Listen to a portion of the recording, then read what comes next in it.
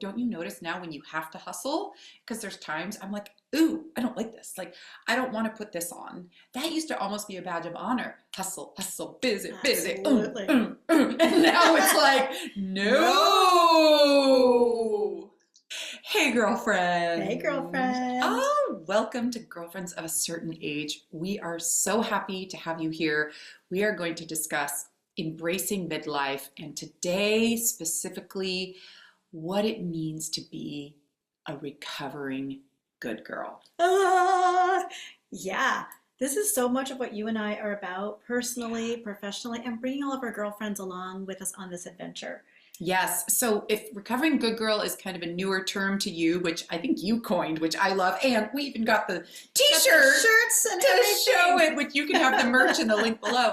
You also might be familiar with it known as recovering people pleaser, right? And we love the word recovering because it is a process. It's a process. It's an ongoing process. So if you were someone who identifies as a person who had to look out for everyone else and maybe put your needs last or people please, this episode is going to give you some aha moments about not only the habits you've been forming, but the freedom and the reframing that we can embrace in midlife. Yes, please. Yes, I'm a big fat yes to this. I just love this idea that we can shake off all the things that don't fit us anymore at this stage of life.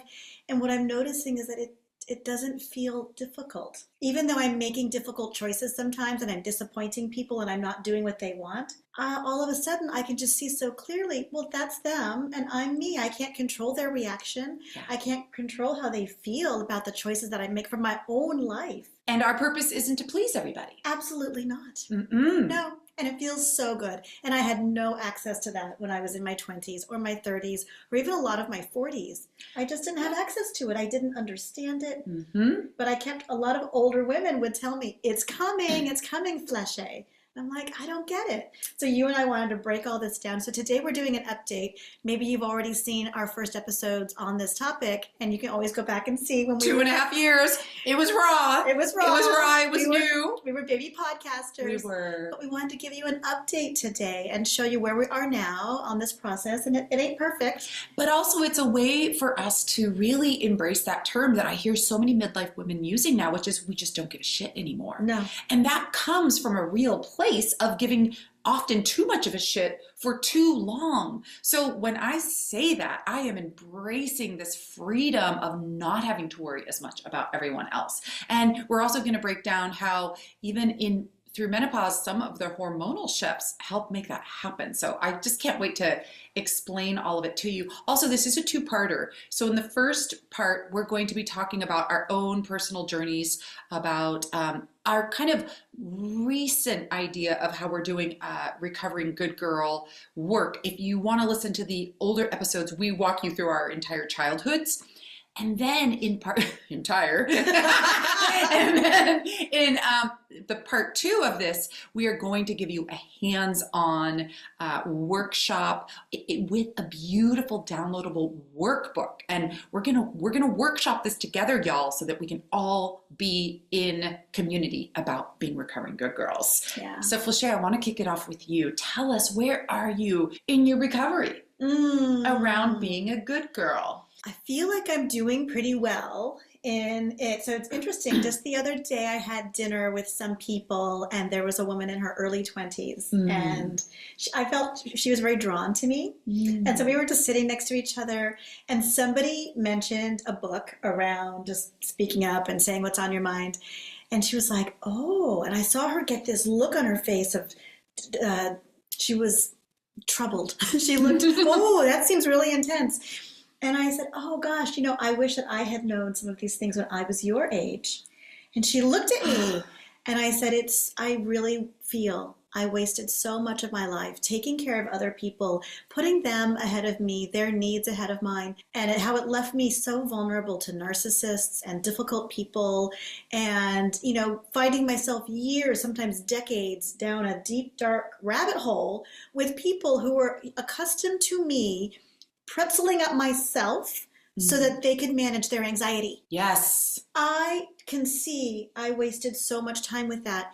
And over the last I'm certainly the last 2.5 years, I Mm-hmm. have stopped doing that. I've always been good at doing it with my business. I feel like I've Mm. been pretty good at being boundaried. I don't take clients on days I don't work. I have a great schedule that's set up so that I can work really well. But I was still doing it for people.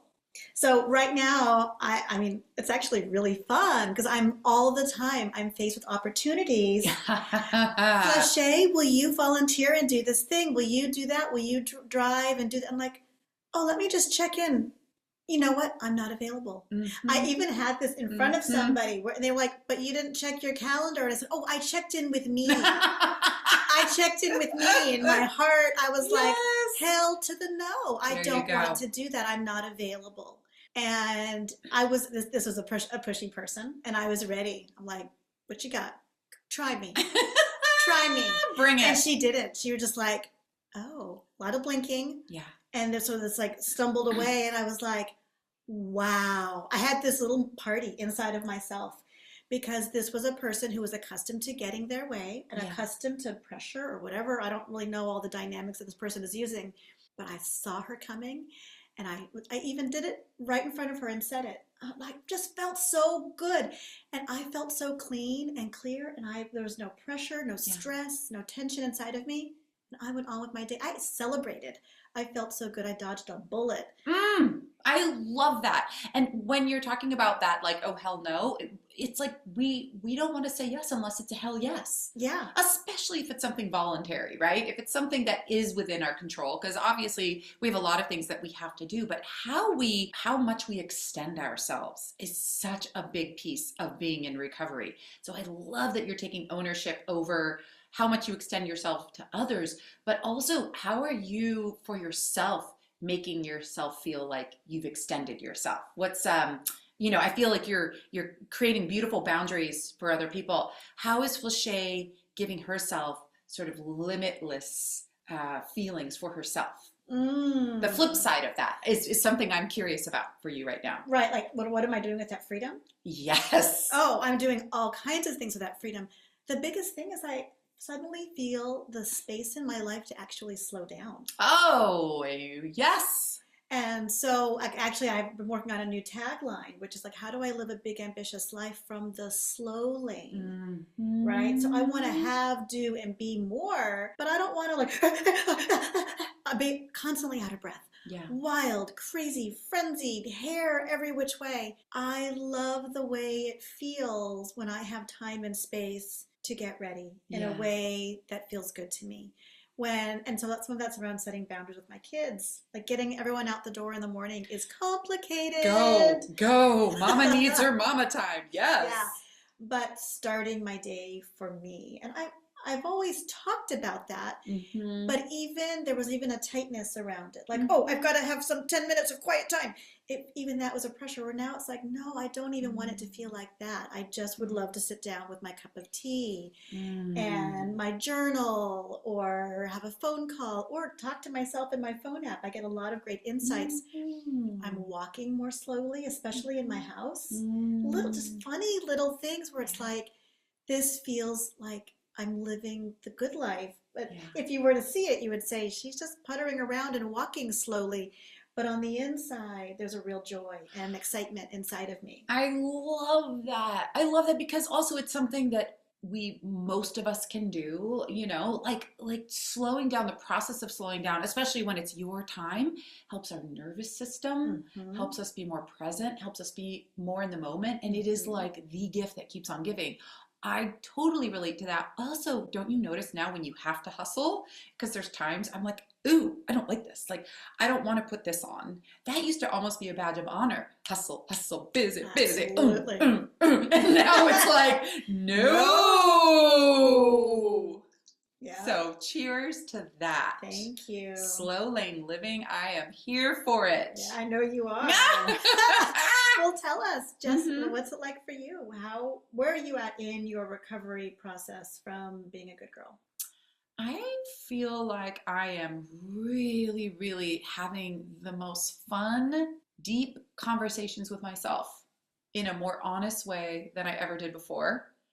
I am a seeker and definitely a people pleaser And so what that did for me before was find other people to please and find other people to relate to. And sometimes for a while, that actually helped me to understand where I was. Like, let me push against someone else to know what I need and want. And we need that. Girlfriends, community, we understand that. But more than ever in my life, I can sit with myself and go, what does Jess need? What does Jess want? You know what I do that is so funny? I made a lunch the other day and it was a little extra special and pretty.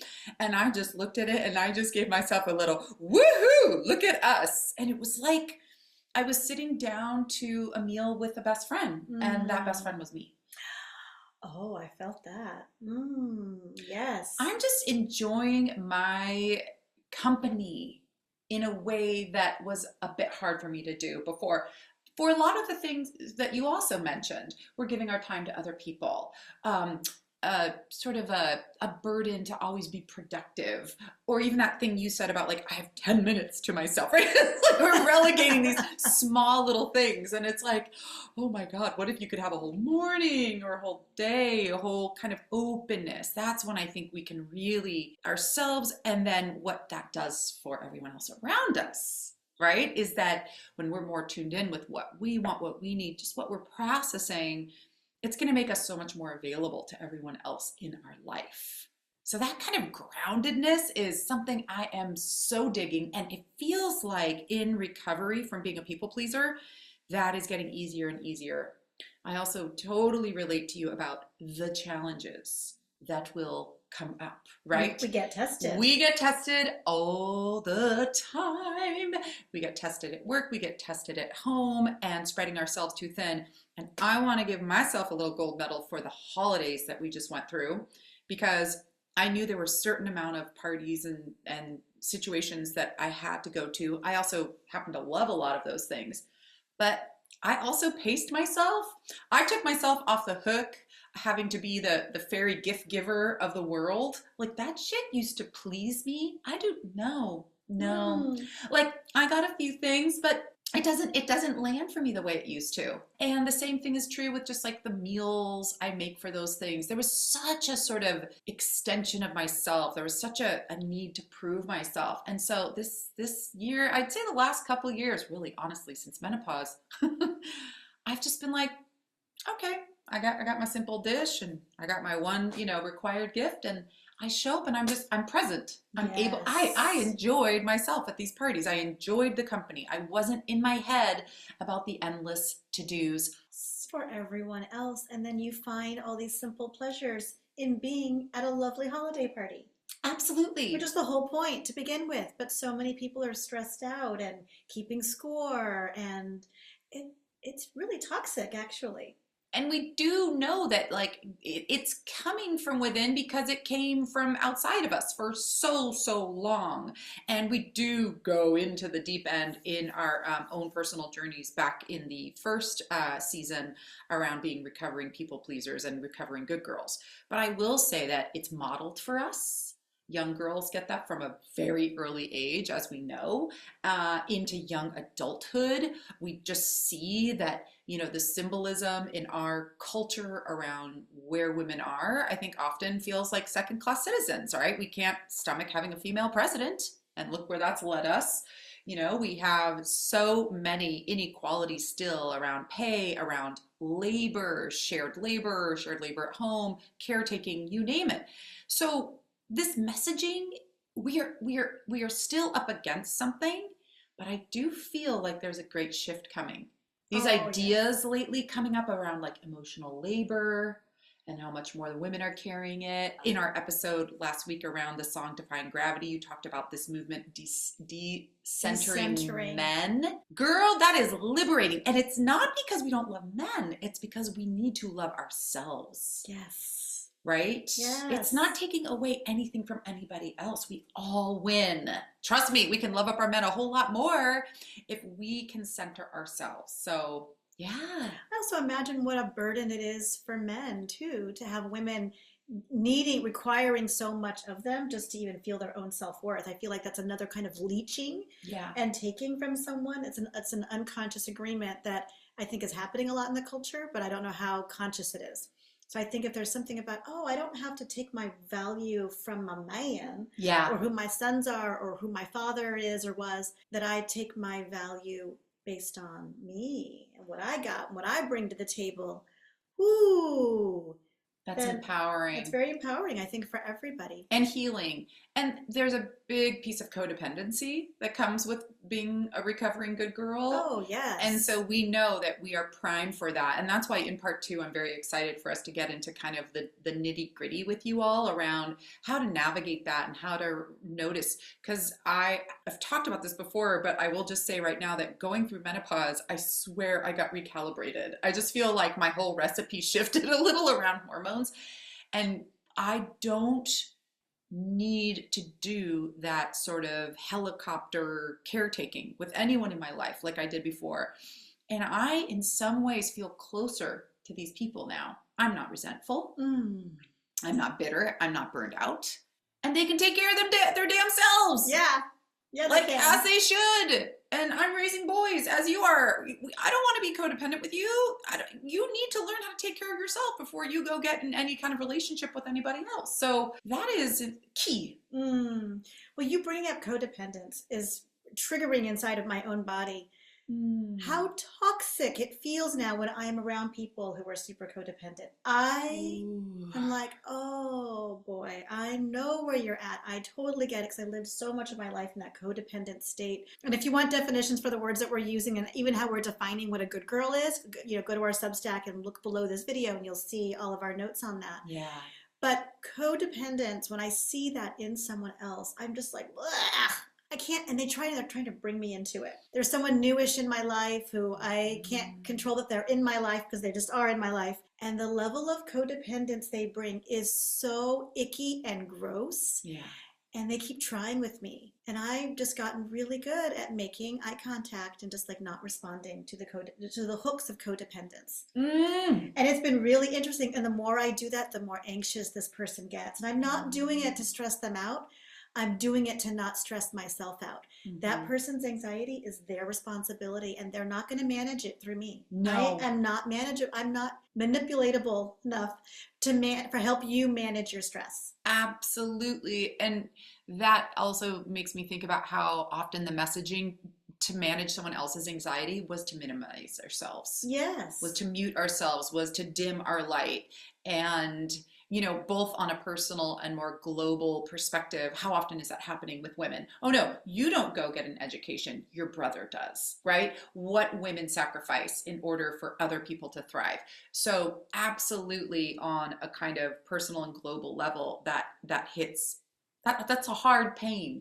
That's a real deep pain that I think we have experienced for so long. And we see a huge wave of people telling us to get back in the kitchen and just make babies. And I don't know what we're supposed to do after menopause, frankly. I don't know, just be like a grandma. But this real rigid role playing that is happening, at least here in the United States, is really pushing back. Wait, we don't like this power you've been gaining. We don't like the fact that more and more women are getting educated and getting financial independence. No.